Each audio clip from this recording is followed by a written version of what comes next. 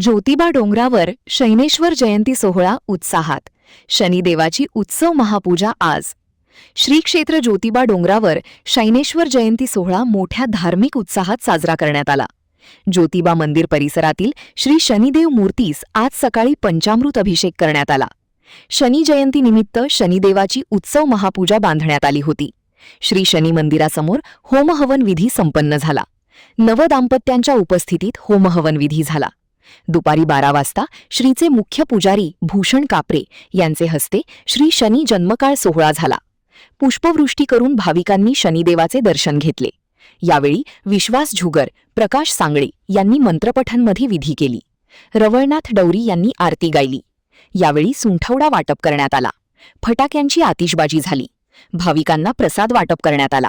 श्री काळभैरव मंदिराजवळ असणाऱ्या शनी मंदिरासमोर भव्य मंडप उभा करून विद्युत रोषणाई केली होती. भजन, डौरी गीताचा, ज्योतिर्लिंग भजनी मंडळाचा कार्यक्रम झाला. शनी जयंती सोहळ्याचे नियोजन शनी पुजारी देवदास भोरे, अजित भोरे, राहुल भोरे, दादा भंडारी यांनी केले.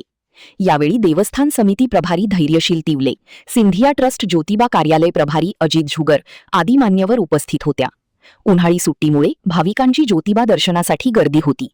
महान कार्य न्यूजसाठी दत्तात्रय धडे, ज्योतिबा डोंगर.